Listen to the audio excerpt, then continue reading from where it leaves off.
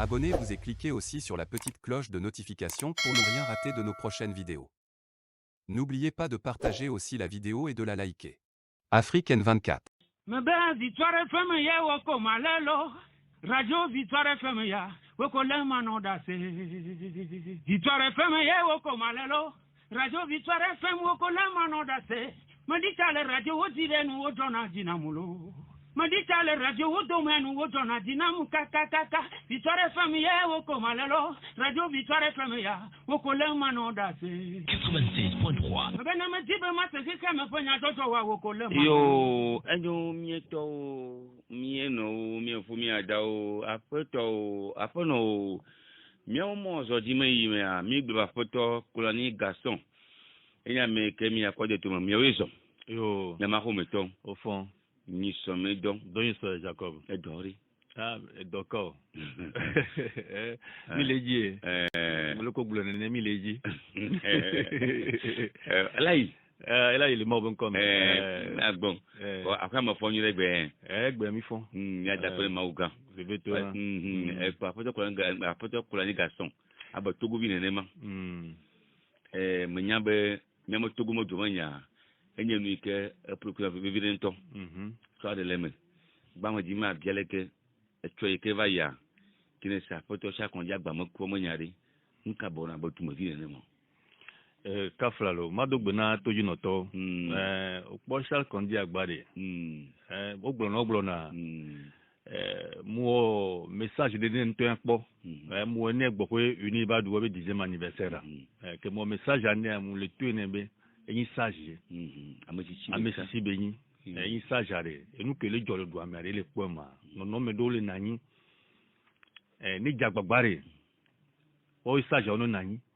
Nous pas du prétoire, nous libérer prisonniers politiques, nous signer amitié à mon bova. Ame gan ou yon ba invitation. Voyez ce que mbale sebe quoi me sebe 20 ans. Bébé que me laisse aller yibem ke jibene nani. Elle a pole que Dieu la trop droit. Vous mbale se bébé bena togo vio. Il dit les jobs chaque qu'on dit agbaku. Mablo le réseaux sociaux dit, me laisse bébé 20 ans. Nkata apoji so. Nkata apoji so. Amgo to mo kwa to poji so. O so lo poji jo bebe chaque qu'on dit agbato. Et to kelemo. Et intimi le gbeme nemi da pour pom na ke ni en public ale me mesure bebe mpo. O le segoma. Et intine mo ngba vale o gbeme wo na o ne jeyo me. to na o ne jeyo me. Amole de nyan pata to be o be chaque qu'on dit agbabe le buamea. Adomu lo du mevio. Be ndu le kaka o so lo do le duta. Bona merebe enu ke ju ebe la dua yem podua ya tovu bona be togo bibe adole wi amulemu amode nu kwata to ke bai o se mo ko menya o se be ku benya amole mekpo no po boati nyeme amole so adu ranpo itile jo amu nkan amu lo le gomene o enyo nenia enu anyoa agbeto be ku kaka amole souhaiter ba le souhaiter be amekoto no continuer les unir mais tu peux unir auto amu to go vi oni neno non yima blolo e ga me po iso yema te blobe kama itile ka ni ke mule dile du ya me e ku be nyare de kimla nodo na nde joro to go via novicia de que Africa le doa yemba le koya e go be mille diviser nto politique va diviser du mesure qui va egben voir mla dirado oh, mna dirando 21e siècle. L'heure de la lumière. Verso ogbo lo togo la clé. D'accord. O agbeto le pe gbe o lo togo la clé po. Enye to no Jacob. Ne wi le fon fo ma ikire ka mi. Imi do ne ma mais am se mo do espoir ya. Bele ba nyoko do e ko. La nyoko la. Mi si te bola. C'est fini.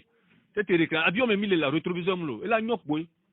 Togo vire pe maté trop les nyaya yo mo. Gaya me c'est fini Jacob. Mais mbenade. Imile dao meeting there. Ni ba kamo saria. Ka mi akere nya mu me ya. Me jivi mi azo mo vie ko na le duta kwa to Togo le fi. Yo. Nya yi Mali. OK. Aba fo ko jiba ma jigbaji. Mi le se nu ikele jodu kwa mo fo ma do me ya. Ki le me nya se nu ka bele gbona mi, nu ka bele wona mi o. Yem to be kekeli me mi le boy. Ame bo o me le se nu gomo. O gba le impérialiste. Impérial yovo be poploté. Nde pepo gba le bio yovo. Et lui, président, et lui, Ivoirien, Ouattara, aussi, pour que les SIDA, échanger constitution le 3e mandat. Pepe, Bali, troisième mandat. En dehors de ça, que OBCDAO, mais la troga, et la ni ekoa. Et bien, oh, et toi, formé là. Et toi, formé. Yebe le zomena, goita, que le dibela trop, de kayevi à question que libana, et le zomena, kekeka. Sokwe Macron peut le guider. Et puis, il va soit mon dos d'abe noube, bangwa. Et somme, benade, elle est une kenyi radio, kenyi la toa, un to blanc. Et de to, mais à me koyi funo de bangwa. On va mourir après Mali Dwantier. Mali, voilà, les gamins, ou les joueurs, ou les. Togo fi yo le tan funa me siame le funa wa watarare mo le jibela pa ko itala ne be abadu ne no azo moema foto polani politicien minilu no la zoema o le ko bina de na ma o de nunya jo le gbo ware ne o la tronga la o munya be ma o le de nunya jo la gbo la nyawo ya game suwe la de ma we de ore go ma do gola e do gola ende ko pam le fils le ke on le ivoirien o yo la tote ke 48 heures gola pour po. Mais au lieu de à les émissions, et Mali Auto, le pompe le radio a dit le 10. Il y a un chef d'État. On m'a cité ces cas-là, il n'y a qu'un mille blanc, moi. Toi, tu es le 12, va le pouvoir. Les dignes, il n'y a que la blanc. Ah, c'est fini. Et les dignes, il n'y a que la blanc. Ah, dis-toi. Et les dignes, il n'y a que la blanc. C'est fini. C'est fini de cahiers du monde, la l'eau, la tour, la jugeau. Et puis, c'est conformément à la loi au niveau de l'UA. O yu anglo no mercenaire benoit c'est d'aller le prouver nous quel de chebe no ben ou ya coup de ta ou ya coup de ta to ma pour la nication o gba na mebe o gba le soja o le kama pi le do ne Mali me doa ya o le dona Mali be do le dona yuvo we nya wa yuvo le do na memable onu kwata no de gbegbe nu benyi la on ko Poutine de teno wa be onu be c'est après deuxième guerre mondiale et c'est ko le et so le sono c'est adia autant nous on a dit gbero de autant il me ko français we américain we. Au boulot, et si aller voir, et les nécessaires, il avait datou le chien, les nécessaires, même là où amé. Et comme Poutine tombe, c'est fini. Oh, Mali, il y a Poutine, le go domino. Et lui, a que le joueur, gamé sous là. Ouattara, au défiant là, au défiant, c'est fini. Au défiant, et puis France, Antoine, et Kobe, et Magaté l'émine, non, c'est fini. Lui me dit Magnari, Kaflanet a mo a coup et va worry. Voilà, quand je que va l'eau là, les man, maman me le coin, maman me le coin, you quoi. On me le coin, you et la flaque, un coup d'état. Pour à quoi, on a quoi, comment ne m'a quoi, Jacob. Oui. Et puis, il y a les réseaux sociaux, le nous pas parler, et on a honné. Et on parle que Sylvanos Olympio le via.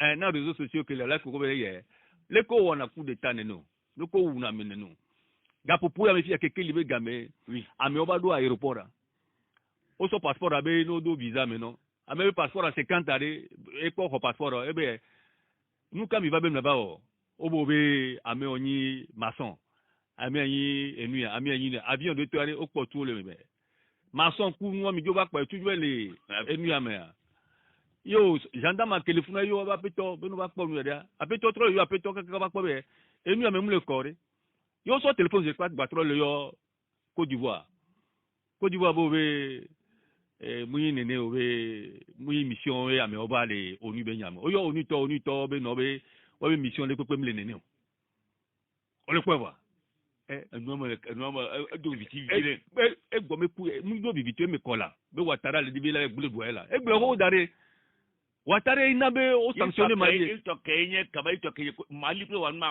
Côte d'Ivoire, mon problème de quelqu'un bon. Le problème est que nous a Goïta va so keke libanade, n'Afrique keke mare. Goïta mbabe la va konu yore, e babe du mebi ono pas wa e. Pas on trouve na du mebi we. Bon keke ni ke bo le funda, yenu pétrole le douameda, engrais, ko le engrais le moins cher da. E be pipa ni so pipa on fion be pipa to doji le douamel funda. L'équipement au bout de Kevin toi il guerre into bogwe et ya hwagwe e po nu ko jole funu les politiciens on zana pise o po be so jo ya politiciens o zana we e be po nu kebe o mate jire no e be troba hotepe nous quand il va au deuxième coup d'état ameke be ko coup d'état bo so na bandawa cité Dieu France à France be tourner no ya na ba remaniement le gouvernement wa men na dia me to na be e be bandawa gbo be trop coup d'état na bandawa e be ho e hotepe e go français o pe dicter na ndekpe na mie nous sommes des marionnettes. Et Ouattara Gbalé Mekwegbe, parce que soigné française, il a la nationalité française, on croit que français on va y Gbagbo sur derrière. Et c'est ça. Et avec la complicité de l'ONU. Et moi, je dis, on me dit, toi, même à mes bords, nous n'y a pas là. Il y a une la même responsabilité. Et on m'a discuté égal à égal. Nous sommes au Yémi, voir. Donc, nous ne pouvons pas. Et peu de fou. Il y a toi, Togo Manibajia. Et pour les vies, Kota, pour Kuncho, Conservaya, des vies à Mandre, Kunchoma. Et comme il y a les que les fleurs. Comme vous m'avez nyaré. Et du Yémé. Même les ignorés de la pango moi jolé. Comme là qui est nos vignes sort photo nous pas ta doda. Po amrobo be la ikopa me le poli que nous jolwa. Yo be po bo be néné 1h du matin 2h ngom ya yo le pondé sur l'hélicoptère néné le fou les dapa. Baba dans bo. Il be lo me be bio des fiao. Il des bio ku a même veillé ya. Les bientôt le famille ko le po de bio le famille be mi famille comme il mi famille kondi là. Et via pour avoir nos agréaux pour y conduire et la ganko magan et les mauvais simis les mamas simis les deux bédas où il va bien aller que tu donnes non doigt il y a les qui nous il n'est à des réseaux sociaux du nom bio blanc nami mais à pourquoi chef d'état-major de l'armée togolaise et que de Roma Tobe néné explosion des gens il y caca des vieux mais vous amenez un toto jamais. Mais il n'y a qu'à voir. Fifi a n'y a bien se libérer du camé miloma. Obé et nous jo. Vous avez foua. Au voter l'assemblée B zone sécurité nous y a quoi nous y a le keba. Au bloqué savana. Yé obé et ne peut pas gagner le flou parce que djihadiste au bassin. Zone à les sécuriser. Donc zone n'a même ne peut pas gâter John Enodi. Quand on va nous aller jo jamais vu ya. Oui mais d'un godo et doit maintenant. Mais il y a des fouets. D'accord. Des fouets, on a tout ça, mais quand on couvre le doigt, on a quand même oublié. Un petit pour la somme, il n'a pas d'âme. Alors, nous, un petit peu, nous, dans le diable d'âme. Elle est prouvée que Togo, Togo, d'aller comme moi, mais de vous couper le chima. Au bâté, ou enquête, et il n'y a que chef d'état-major de toi, les glonons. Il n'y a que des vieux glonons, il y a mousson. Parce que il y a pas bon nom, ben, que nous tombons comme le roi. Tous les mille jamais. À compte à la nous dit Pépé là, Jacob, voyant que les blondes, même sorti en comme chef d'état-major de la Tola, merci. N'est ministre de la défense, ministre de la sécurité, les procureurs, les chef du gouvernement, les bon, le chef de l'État lui-même, pour les choses de Nyasimbe, et qui est chef suprême des armées. Et là, tout, Gamadou Viola Nyabenaro, Nyanyawe, Ndi Lijo, Yé Amo, Pokuleme. Nous avons nos débuts au béton tepelo, alors là nos tepelo. N'a pas que bénilo. Bon communiquer n'ate qui chef d'état-major de toi, kounya commissaire, vous votez tout dans les noirs. Elle les mentoi. Tu portes à croix, tu les cibés, m'en tombe la boye, à vous d'adassolé. Vous amenez son coup d'arrêt, la enquête à fique blaye. Parce que si enquête de ma batte naïmo, ou vous m'en batturez. Là tu peux la blaye. Ni que tu dois. Tu dois là. C'est trop facile ça. Là vous amé à couler fia et lui a colonel Majouba couler Cameroun au formé enquête de directeur général de la gendarmerie, ministre de la sécurité pour directeur général de la police. Kaka ko gbere in ko porta ne amé gba le morgue dare. Enquête au hunane ne.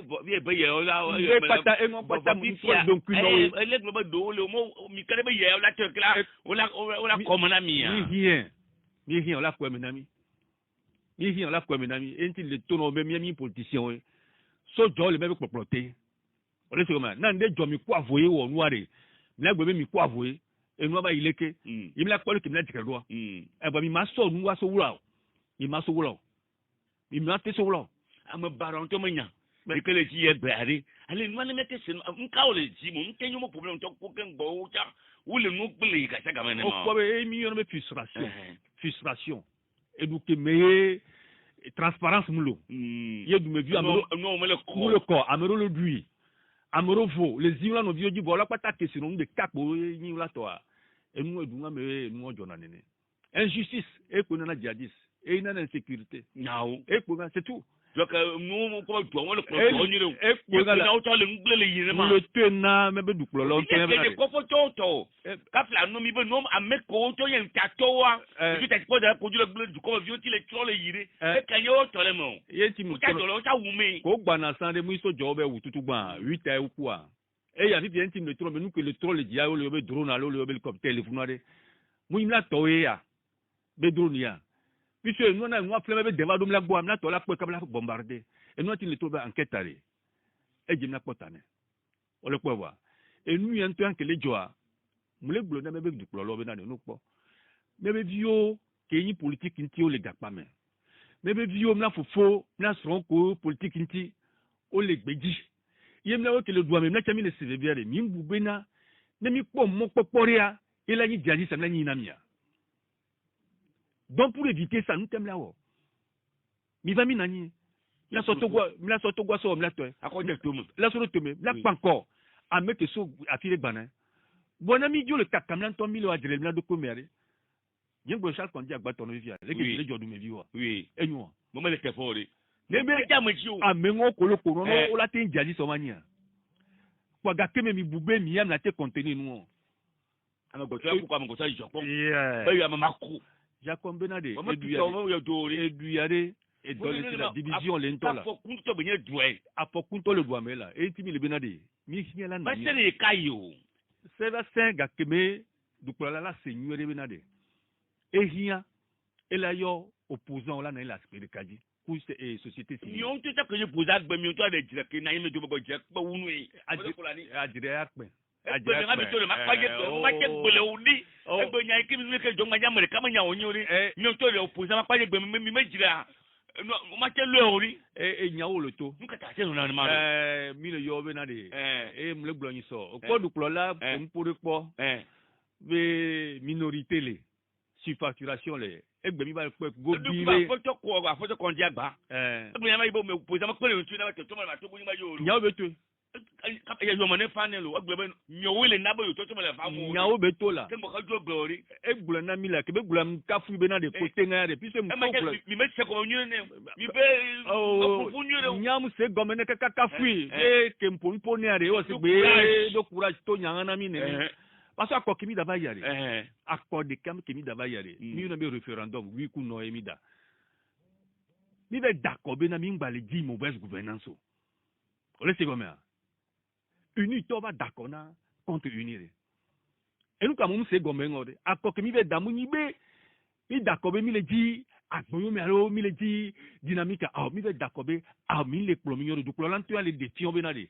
o mu le plomi yoro e be surfacturation le e gba be minorité le mi va fouiller mais mi va le pobe la to opposant to le amedio mais amu ta mo be pa ko le jilo ba o ta mo o la me o le dunu la o le dunu du medio le pe foué yem be bi fi du medio no jolo la gbo la no jolo la gbo no ba na do aboga la pa encore minorité a e le yin jidu doa le mi pa encore de poire o la bi yo même na nani e le yin rapport de force que me le tourne du medio même na créer e ya le verre mi to wa be d'accord bo ke mi devoir yem la to ko mi kalo jibo le nko a wala bli accord ke mi be gata ogbo ma bli ta e bien kem le du medio la to du medio la to ale mete second be mi le kanti mi piti foot be le jim de ka je ko fi je ko kwa ko ma che pe ko fi ti la mi aken ma tongbere mi te se gomo la ale ko to ko vi ko ya batu ale mo no wué mo da dia e nyan tongbele ho la 98 ade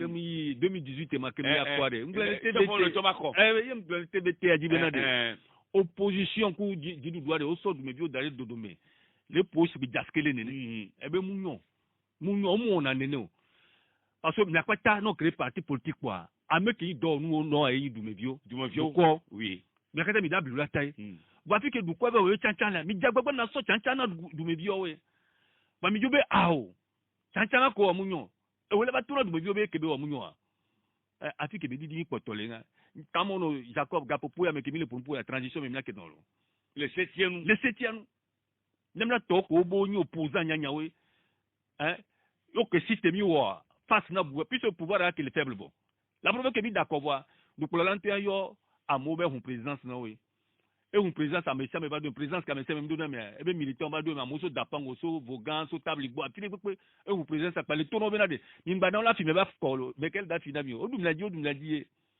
c'est là où vous saurez que pouvoir a affaibli, ouais. Voilà, comme opposition les divisée, Amerou Boma Yako, Amerou Yako, un peu peu, Obama soutenu peuple avait. Maman te kuna me gacha gamari ni moi njebo jo tout font nous teni ma maman qui quand même do gacha kafla c'est 14 va ya to go yo kono ko fe me soa no no yo fo le no kafla me ko le ko no me dame jiwa ko ko fia que no do fia yo ma le novo to ko veto wa me to aje jo ko ma ta mama du no grama. Oh, du no vieux no gain. Aba me ko le français 14 américain 14 na ro que le sérieux. Am que le sérieux. O le ko la no o flu du me vieux. To ko la nyama yitire ka menye. Ni mo jo ago pele wo aba no vieux. Nya so ale kene. Ni do na no are o jo pone comme on doit compter o do agenda caché même in Kenya ore. C'est 14 be gamin, tu t'imagines be gak mo tourna du me vieux no ba na nkombe. Leki na te tourna du me vieux no ba na nkombe. Na te tourna du me vieux mi ba d'accord. Mon condamné à be na nkombe. Na kwa uma vieya no Roma via ya lo ci dere ko oh amesa me ton zuzu e funa mutole funa batona du mebie mi be Roma ya mi be ngolonko amesa ni be ngolonko no te Roma be dare Roma via dare ke yo baba bola pour pokumia amoko ba le 14 mo be wa ke zon pek bola pour poku bo opposant comme zoma pour poku ko mama mère pouvoir là ba profiter là ba besoin inclusif mi ba ne damero tous les mots là du mebie no kata mi la ko bo mi la no plonji quoi de mi ami son amero mu son kumio la tami va bon me ko la do to wa le yim la we kezo parce que le boy nous c'est aller amero to to ni boy boy ke mi tachi amero to mbare division na ni boy il me bien c'est kai ke mi nya yo be je mi to de me jure ma vokpo a mbede enu anti pojuru non kola pojuru trop mbede mille il hoseme adira c'est fini voyez que nya ne be oh mais tu la pomme là be a que me tia il que boy va ci be dobelo la a me se ko bati so gwale docteur ma wona bene ba mu le jibe na de du me vieux no pe fou là il mi da to la mi le do to chan là il mi bo to là da potane là oh Jacob kene ke gbama le tuna mi wa egbe mu le duna et chef de parti o de gbe le duna du me vieux nous quand tu le to te mebe manifestation me gbe la ke pon ke la jo kale ki be fi mi le gbe ko mi nya se to ko bi bo ga to ko la te to a yeah Jacob nous quand tu du doit le gbe jimu ma jumo va le pobo no be fike no do gbe ya mi o cha mi pankolo jiva kemi le ndu ni go do ndu le gama mi nanya ya mi me vio do me a wa ba te lo na no me a mbe du me ya mo ma mo le prison agbe ya ma mo ku le nya me o ti gbe nya me o le ba te lo do alle jire fo agba no me agba no me ti a Jacob oui du me vio la to la nyawa mi ka ya o ma te gbojo la afi ke mi le so gloso mi gbe ya e lo zan la do pouvoir are peuple si te pankwe fifi ngba ni parti politico ngbe national kondi agba ole se go me paix à son dame yo me fane me le tourner benade mais bo opposant ngba ni peuple là mi tasi parti politico ole se go me nam la te onu nweda mi we na du mevio nous tasi mi da tu kitonto mi ya do wa me ya mauvaise gouvernance droit de l'homme nya intimidatoire et nga ka du mevio pata et quand même unir viwe distinction mu le mode au moins station de sens suffit pour des sens ça on a beau des cartes to bo uni ou là ça sens ça non pour doré allô mo le meneno de o ma be o le péage a vivi bien quoi là bo ni soja o ma tout péage o de a mais ça me le tuer vie chère bon mauvaise gouvernance que mi le gloré et a contact le dona du mevio do fi que mi le du mevio o nya nu fifi bo ma gba plo are pepe do et ha des partis politiques comme gba plo do. Voilà quand dit du il y a quelque chose instauré état de droit. On est comme la démocratie qui est ce que les pour le droit à monsieur Melano c'est à gomme. Et c'est et yemi lenya. Nami quoi vous bohé à me ko la que des partis politiques à me wala parti politique mais no té quoi. On a avancé. A photo coloni garçon. Oui. Ni le portogo vieux mo bia. Elle ko le tout le do nya America mi nya. Ame ti mi mi tuna ajiji adika to do mo. Ni le portogo mo kumare. Nous cabons. Mais Togo vieux angle non les radio de Gini soe. Oui ha otu ya. No pole ke mto dagblia amobon kumele ke do amento en podido. Le kamo le tusledo. Amela dagbena no via et nous ici et l'omble non. No via no vi flagere ka. Et du coup font la pobe nous quel joma. kaka mbedo ha otu anto ko yobe ha otu san leke dua me kuna to mono le fa fa me kunu e ma blo bola do dua ma file to akore se wa amu bele kusile to melanu da popo ya melo o ha wo mo kufu e ma nye ma blo to mono mo kufu e ma mbenade enu kele do le du ya me ani yemi le gloire yemi le cvvr muy politique o da mi le gbon politique an to pe mi lo ngalo ba parti politique mu nye be nye o lo onya ba me ke yin directeur na OTP afifi antoya e hors retraite depuis décembre 2019 boy ba le domelo o ba le tout 10 millions par mois boy ba le pension domelo comme le Togo lo do 10 millions pas 10 millions par mois preuve messia mais pour la ni la jo gbronya le radio dit que amadou na to mebe radio a dit quoi njodo même nous ya journaliste mais là il était que depuis 2019 votre bébé va porter la fonction balé fonction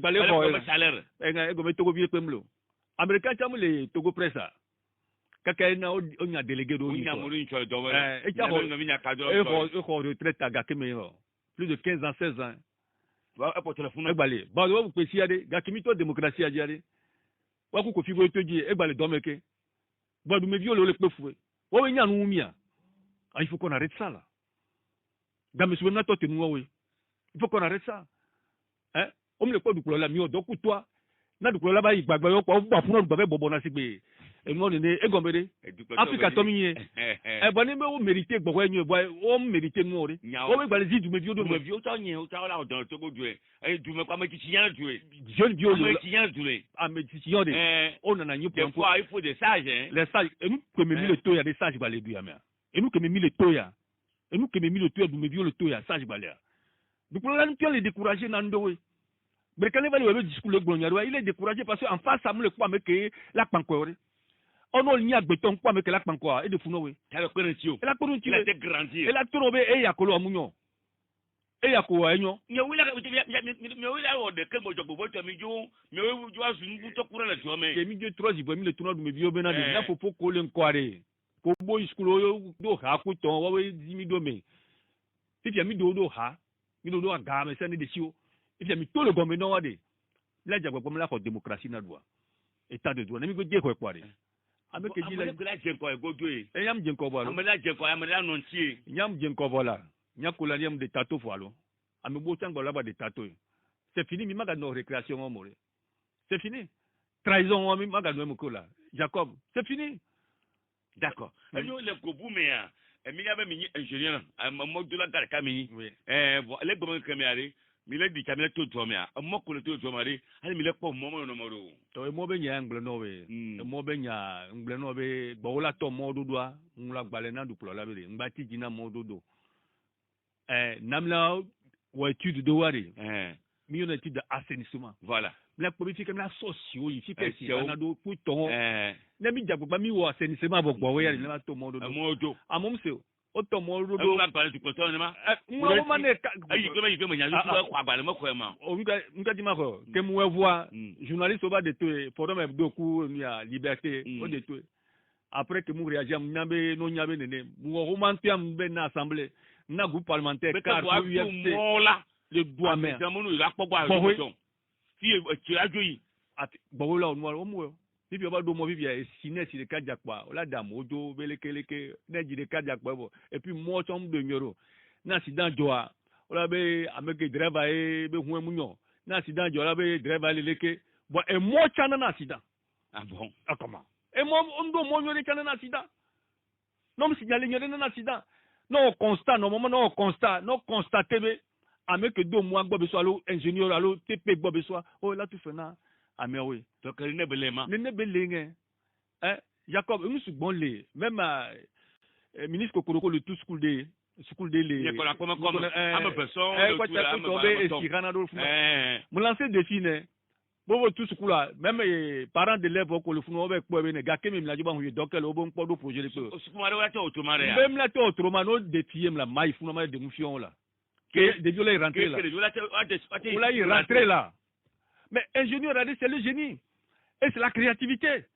Non, nous sommes capables d'en mola. Nous diplôme là hola. Adam venu la to go ka gbere gbe mere o mtu na ho. Oui, o tu la ho.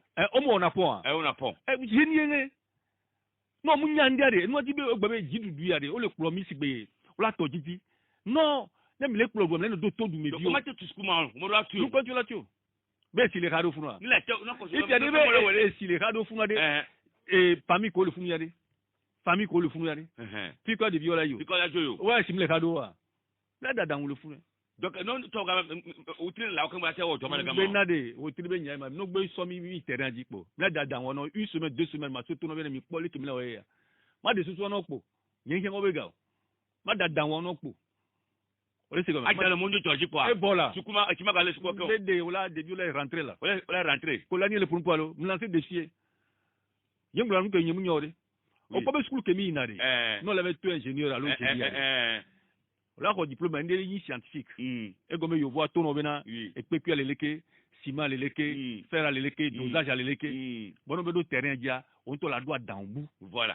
parce que be do gondé la doit dambu la so pankonwa non to do na dawo o hi ana be yi e ko se be mo so jipo a se be mo yi ko le to e ko to mo mo ke o do mo e nu ko da do e le ke Ghana ji le funa mi ma keke mo anyo de ko to e nu c'est des inutilités là on peut nous so amero bateau e do apena du plola be o do mo ne ko on ma bibi olo nwa de o mu nya bo la to ya non go te to ga on ma wo to mu nya bi na wo be droit wo be ko mo ni ate we me wa je ohun enu na we awule wula to no bi da de enu ko no to ya de wula to ye mi fa bebe yin o mo ju abayin wo be du abayin o la to mo no ye o ba de do apena du plola le yin uni ko to e de ni division là et nous souvent le lui mais wo be droit ye. Et puis, journaliste, donc, mais le chef de l'État fait l'effort. Quel effort? Nous devons l'effort, oui. Et les droits. C'est un devoir. C'est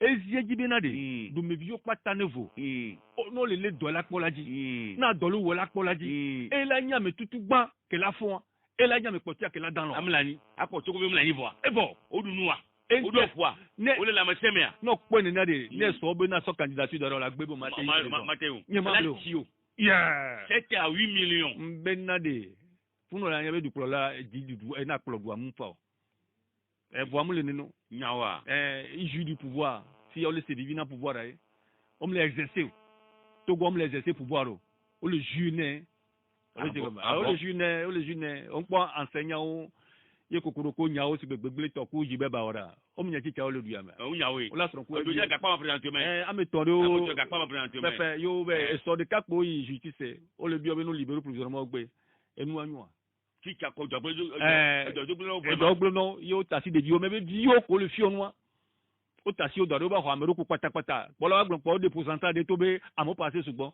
o ko la du de ne no da wu du de re sukulu be lena no jiba mo no ngba nyande pepele du mere no nya bukia de sukulu be gbele na e kokoro ko le okumi ya to ko me ti ka se gba mi ko bom ga ya parter ba ngale nyon ajouter avec jibe ba ora nu ko ro mu nyon nyawa mbe enseignant be nyamere c'est talon que te ma o le gbon be o le grève même ne togo vi de cas constitution le gbon na togo vi de cas si tebe e jim le joa ne o ke le problem na do to ne se gbele ma ne si ale gbon la na me ka cité ni cité gbebe gbele ke le pompo e jim le joa ke le pompo ya e ria ba me ko du me bi o be ga me ba nglo ko le tu fe no wa o la do tom ba mu le ne no e go me be du anto mi nso tutuna du me bi o ko la nya we jenya ko do do se e ngacha ha so so be do société civile comme parti politique o mu na du me bi o nyon o mu nyon ame o pata gbe bo do nto tuna fe no fi ha no ga parti politique do ho na ga be mi be tu du me bi o mtu o so we no ke tu du me bi o nyon jenya ko do da sia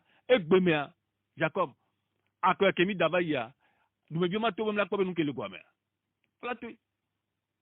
plateau o ma amene ma to no re parce que ko game ko so yo na ko mi game am suri du me bi la ba awre mi game o yo na ko re ni be kaka game le ke mi ba le wi am fio me la te yo re wa mo zi du me bi o so re victime game la te ne zi la du la ne du na le ba popo ya game ke le be game lo c'est fini le 7e mois into samedi ke gbono ke 16 dynamique ma gbongla le togo yo be ano na suppose a mettre le gama pa mo gama mi ga no wo to bo to a me ga te jeji kan nu kata tejo okpo be na de Jacob ma de nde gome no okpo be dynamique mo so yan ko jura de ma de nde gome amo confond na enyi kolania gak modo dynamique mon so ko jura de nous tom so ru ko nji be mai directeur de campagne no le agwe un toto le ko jina ma papa yem le wabe xame papa il me le renvoie il est directeur de campagne no la government nous kentia pour faire nous kentia mu yakwa nous ketwa du mebie nous nan comme ke yakwa 2018 ba 2018 c'est bon nous toma ko ema ngam ba 2019 na local me te pour ande ko papa yem bobe maté jagbagba du mebie la d'accord na dem kalfu yemi wo ka mi wo to avo wo egbe mi ba le lekia dem ka to no we bobo yim le wo be hamo o le sigoma yim le hamo voix million en debe million na plateforme de to la grande école politique la grande école politique le fion du mebio me be do da siku me be dina et le gbo créer DMK la grande école politique e do e be sincère ko ta le lo me kaka idapon o lan te on jogana DMK ga ko le akwa o ko do lan tibe enu onyo si ya la grande école politique ni soké meeting à l'Edava, au somme de tout, mais il y a président dans la grande école politique. Mais au coco de tout le monde. Pepe. Que Demka Tobo dans meeting, où y a son yatia mettons d'arrêt, mais cher, droit de l'homme, pour mauvaise gouvernance. Nous, Camille, les chiens de mes vieux, pour me donner quoi, Funa. Ni gogo bem la otako la meeting voilà ya koronsi il y a mon vice-président de l'organisation voilà il y a mon carton président et le agno le président du ni agno et ni président de ce agno et le président de l'organisation voilà il y a ni vice-président il me connaît aussi le cas papa il y a ni vice-président donc mi a dit bien mi le DM kam mi dit moi quel me ka tu que mi douania et si me dit ben mi va gero mo ben la zo mo do ben la ben ya ka ko vile ko la lo papa ne ñu ko do mi la papa aha voilà nous grande école politique mais et grâce au pas les mains oui car les mains UFC les mains ANC les mains unir les mains au pas ta ko be d'accord bon ba le dit mauvaise gouvernance amengawe les grandes écoles politiques il y a le pro DMK dit dans société civile béni on le peut voir. Si il y a combien de soroma derrière tout le 25 juin. Yemi d'accord meeting pour va tourner au Mate Djejio. Mate Djejio. Nous qui avons mauvaise information de dernière minute. On va vous TVT Jimmy c'est mibe au mbumio. Au moins on a néno. Pour nous va yomi pour présenter au excuse. Mibe a nénéa. Information de dernière minute elle est comme le bobo le c'est nobe na mi dava on le be konjedia na karaviro nous la ba ko donc la ba bahara ou hafa to go joanti pepe il est d'accord il est d'accord pour mi to bo na so ba joanji ou te bon ko ya dia pepe kemi ngo romano wa yo gwa ba to ba yomi mi be nani pour le tomo obe nenia be meeting kemi dans le juin et le 16 juin le 16 juillet mais le bobé sécurité que le loi met on peut maîtriser on maîtriser d'après on tomber diagé sur les voies le méton on peut maîtriser mais nous que de la siga mais auto kakla amea on peut quoi mais abe non mais amea joku on pour que et pour on te ronyale bon donc on peut l'ignorer diagé ça le mekabenyo donc et puis que mi dagbo bobo les e be konjedia funa jo gbajado dans la té sécurisé nia et la vani et nous que là de funon to le que ni afike ni enclos afike au popuvide sur des terrains d'inénia pour la badio calme nénéniare problème lo là il n'a trouvé glona meto là nato qui mi va glona moi nénénia ni jo so no so ya bloga me les meteraji meterenje if ya mi gba so to ko do gamaya no mi gba nglo roma no lundi pe so kwa glubo o gba tro nglo roma ni o be lo me an to be sécurité encore mettre zo be ameko la siga mentia ima te wele funu achon lo oh on peut pas le voir mais d'où me vient non bateau mais y a me gbele que gbele ko ba jo ti na ko ba me gbele ba fitre ba gbele fitre mi ko ba gbele ba jo wa le que Togo viol da to doare c'est 14 to même be to am le nene le que Togo viol le bidji do da to et pour le vent après to kula ni entre toi et moi mo ma mi le ga me mi le tiare mu to gbe meeting mo to gbe ya ga me a e yanto nka ya ba ya lo e lu kenti be yan de du kula lam le do to mi o e to to rembe nendele jona interpello on sait pas mille interpello yak ntiang bebe nendele jona interpello mille interpello bo mlo odoji du mi yo le fiscal do yi la to na to pompono on sait pas vani ni be jidu do le pobena de wo be to la gbo le ntia ma jo yom na okele nko abe mi va nania ti te mille bio wa le to me okay yo mi le knap allo snap ale ko yo nga mbele ko yo mi do lo funu do o bo be o yo mi be na nani be na gbo et nous que le jollo mi be awode mi yo mi nenode mi ma DMK me mi yo parti vo Là, qu'il y a DMK qui est une deuxième force qui est DMK comme pour ma parti politique. Soit on top pour le DMK, mais parti politique yo. Et le caca, nous mais constitution, mais regroupement de partis politiques et société civile. On est regroupement. Nous sommes connus l'état la pour le même nous comme l'état mais la DMK composée de on a parti politique donc d'ailleurs là il y a DMK là dedans. On peut le reconnaître l'état la DMK une deuxième force. Donc quand il les capitaliser mais force à moi. Mais ben les qui les capitaliser maintenant les kakamivo. Et puis nous mais quand on sommes là tout opposant tout bobeso. Il donne les tables à dire mais une deuxième force. Nous me vions comme nous mi be d'accord na mere oh ko ba mo na mo gbona ore puis a yo be locomotive a mere encore wagon are mais mi yo wagon ko mi be na yan ni ko bo da diviser 1000 avancé 99 o diviser 1000 avancé 70 90 92 02 80 63 na ko mo de ka to kwa oui allô monsieur Chakor on est là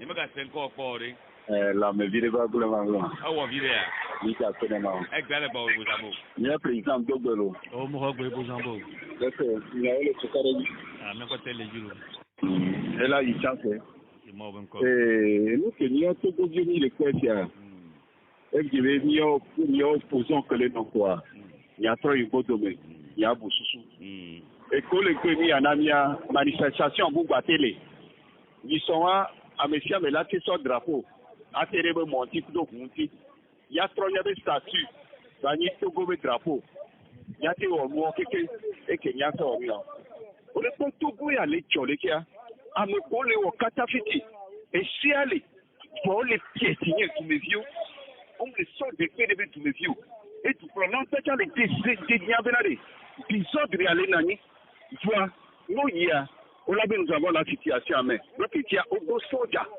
ni joa on la oui donc que pas ni sora et soja ni que pas jo amo la prime fulani cité donc il y a ministre de Beigné chef de société de Beigné et faut au soja on a des personnes en tout on peut jamais le nia quoi ni so pour la note et c'est bien sûr avant l'exprimer à bien donc là les gens de enya me que Beigné que me bele chafu fulani le fulani ba nke na be chame ama bi de chebe donc le chef pression sur ni a procureur président de et puis tout na pour na pour tout monsieur tout le président ni do président ya bozambo on a bla de ni anye le quoi me le Togo la on est Togo vieux ni a mis le na kodada ne ga be su kwa mi ba d'accord et ba on va ni ba d'accord les mille de problème ni de couleur on kenanto be na mi et mais on le va là là sécurité le funu a ebe mi o meeting le lobo le pe bozabo après anyo amesenyao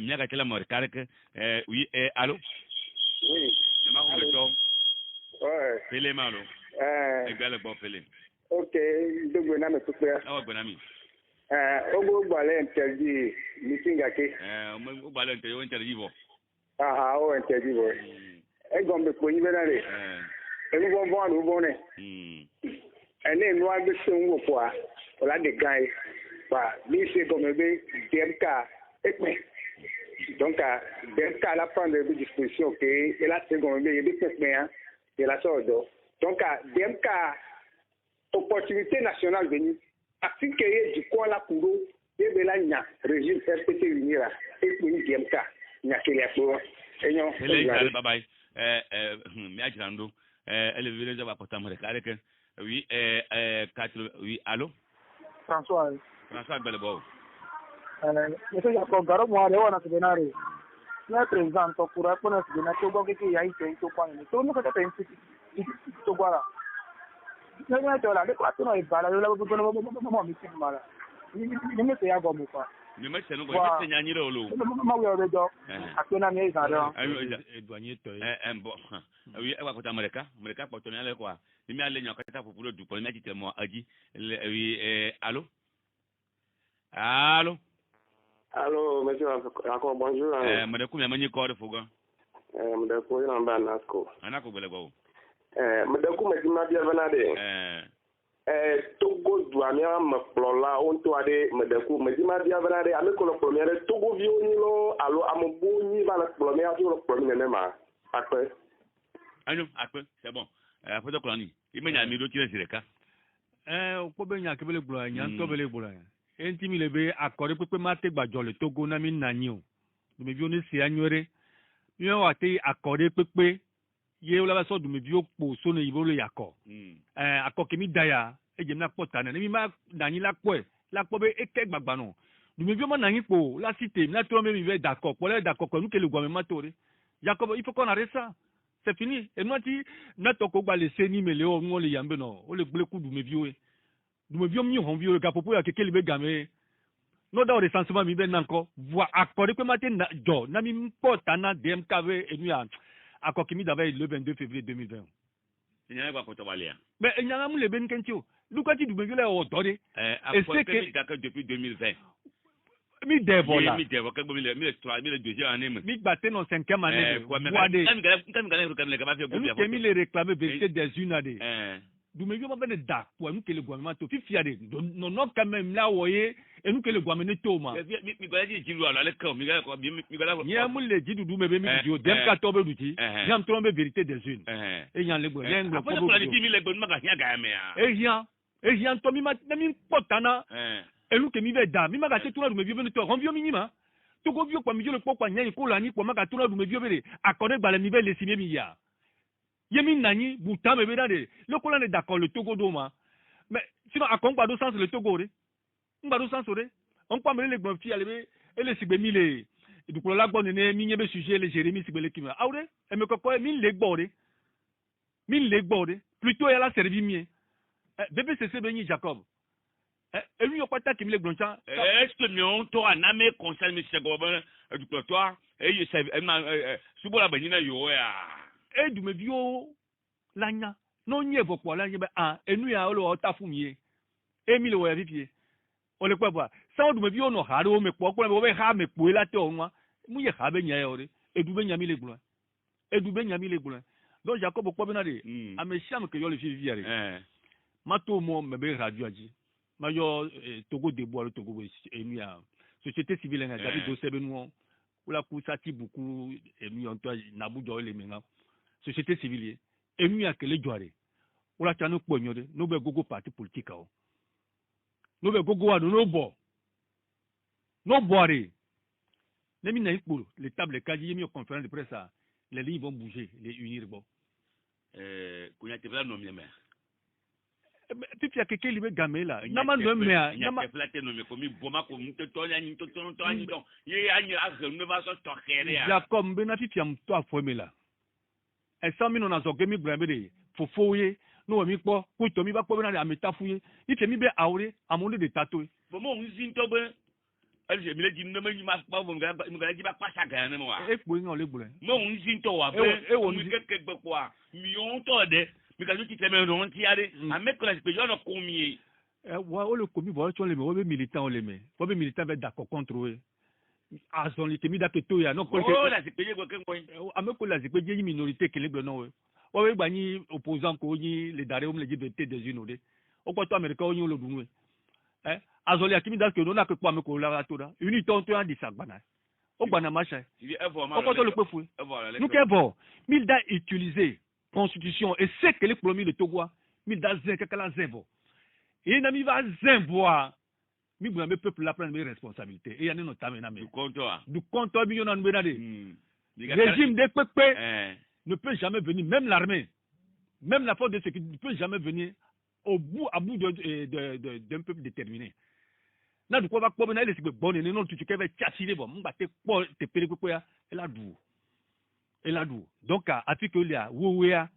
ameko le plomia e hi amenu yo la nani mi ajando non te nglo le fi enten po ati ke mi du enten mi danglo leta na du kolola nglo leta ne ti gbe du me vi ne ne yu amonu na yin ne libérer prisonnier politique o ameko le gbeja no gbova nglo leta enten ne directement o mane empêcher meeting frustration la nani pa mi nya me gan le droit me quoi na to te be ni ba gbangbo ne ba gbangbo de me kaji bi la gbangbo amati wona fu la gbele e po gan ele bi ajando apoto ko ni ga sa pe aka to nya pe Jacob nya ti de kape na to pu nya ta clean po na ti tele mo e nya kina so po tana no de na to na du me vi o me na de mo popo gbale nani america ngba e du am la toye to gu am la toye mi nya mejro e ku ala mesia menti agbe ata la mesia menti donc là non nyautoto ya bebede enti bon so yin pojo le tono mbe akokemi kele ya mi le fou ame kemi le hoseme quoi mo popo le lo il y a de l'expérience nous doit prendre te no to kwata akoya ka me waji npo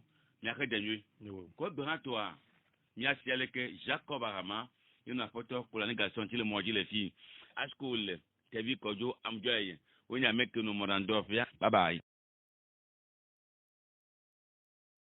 Likez la vidéo si ce n'est pas déjà fait. Laissez aussi votre point de vue en commentaire.